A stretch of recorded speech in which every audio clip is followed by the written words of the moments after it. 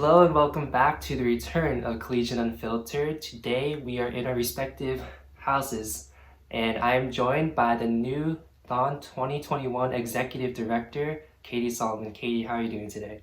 Good to see you. Thanks for having me. I'm excited to be here. How have the past 2 months been going for you? I know it's been a crazy time for everyone. How are you dealing with quarantine? Yeah, for sure. I think that 2 months has felt like 2 days somehow. It kind of just has gone by so quickly. I think that it's been crazy and it's been different and exciting and challenging too. I think that a lot of people are facing similar challenges and being separated from our loved ones and away from Penn State, but making the most of it and still trying to stay connected however possible. So when you think about it, it seems kind of crazy, but just a couple months ago, THON was held earlier this year. And for me, it was my first ever THON, and I just remember being on the floor in the media pit during night 2 at the pep rally and just turning around and seeing everyone and just being in awe. Do you remember going to your first THON and what that experience was like for you? That's awesome. And yeah, my first THON was actually 2014. My sister was a dancer that year and I got to go to support her. And I think that I remember it being kind of strange and I didn't really understand what was going on at the time. But what I do remember was feeling so welcomed by her organization members and by her roommates and friends, and never really having felt that sense of community on such a big scale before. That was kind of my first impression of THON, and that's still to this day what I hold to be so true about this community, is the fact that it is so welcoming and it does create a home for so many people. And that was kind of my first taste, and it was a really awesome experience to have at such a young age. And now being where I am, I'm lucky to be part of it. Would you say that's kind of what inspired you to get involved in THON once you got to Penn State? Yeah, definitely. I think that having that first experience kind of propelled me to want to be a volunteer. And then ever since, the people is what has kind of kept me here. The families that I've been able to meet and hear their stories, and all of the volunteers that put so much time and effort into making something so amazing. It's the community that really inspires me every day to want to do and be better for our families, our volunteers, donors, supporters, you name it. This community is unlike any other. So it was late March, I believe the 27th, that Penn State put out that you were going to be the next executive director. What's the process like that you had to go through before being chosen? And was that at all affected by the switch to remote learning? Yeah, so everything that was through that process was done virtually.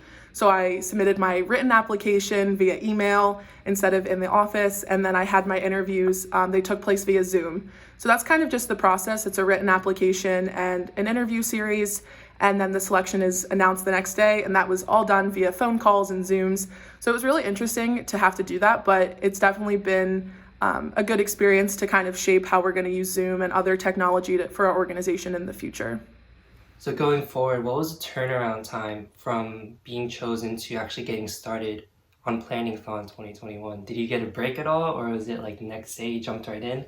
I jumped right into it. So, we have to wrap up some loose ends from THON 2020, but really the first day, the first weekend, I was already reading committee member applications for the executive committee and kind of getting things going. So I read my final report the night I was selected and hit the ground running from there on.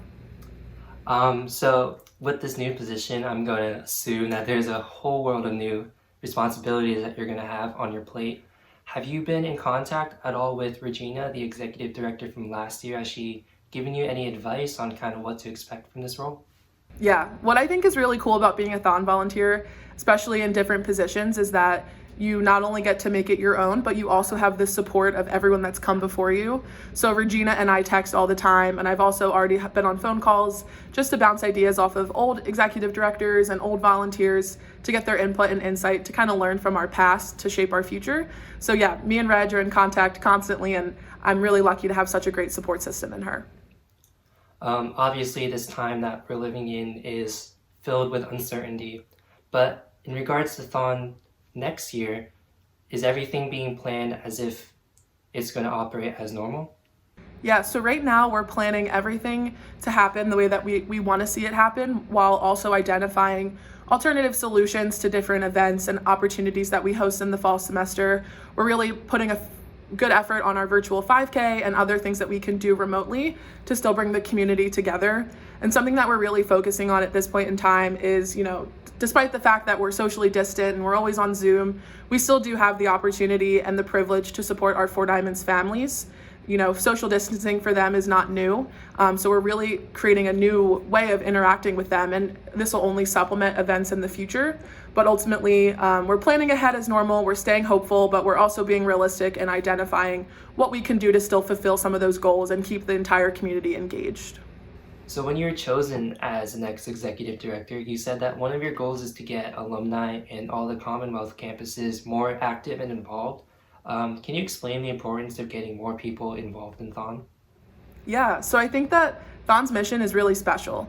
We have the opportunity to engage with such an incredible community of families and researchers and doctors and support all that they're doing in the fight against childhood cancer. So getting more alumni and more Penn State students from across Pennsylvania involved is going to help to further that mission and help to get more people, you know, really able to see their impact. So one of my focuses with that goal is on education and teaching everyone and sharing the story of THON and sharing the story of our mission and what we're able to accomplish, to not only show people their impact and show, you know, what a simple meeting, how far that can go on the lives of a family battling cancer, but also to give people, you know, the same community that I think I've been able to feel, and hopefully you have as well, kind of bring people into that giant family and continue to grow so that at the end of the day, we're able to do as much as we can for Four Diamonds and Penn State Hershey.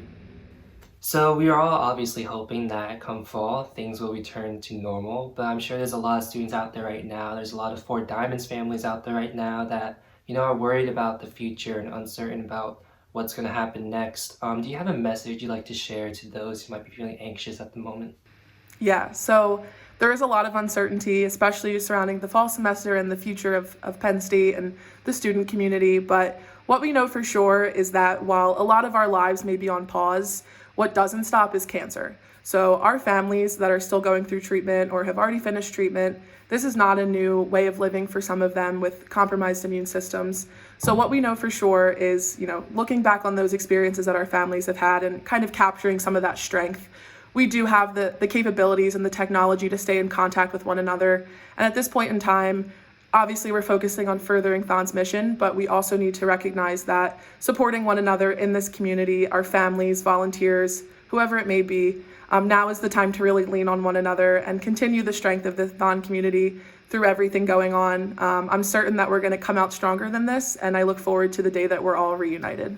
Yeah, I think what will become apparent during this time is that THON, you know, is much more than just, you know, the 46 hours. It's much more than just the event itself, that it really never stops.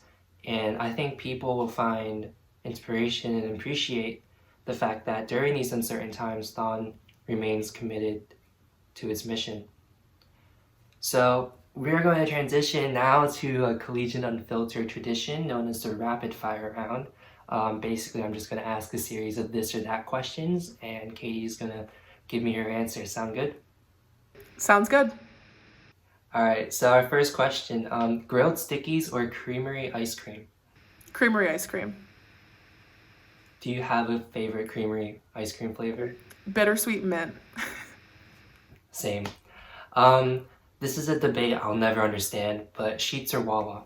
Wawa all the way. Fictional Penn State alumni, Dwight Schrute or Bruce Banner? Dwight Schrute. Dwight Schrute, okay.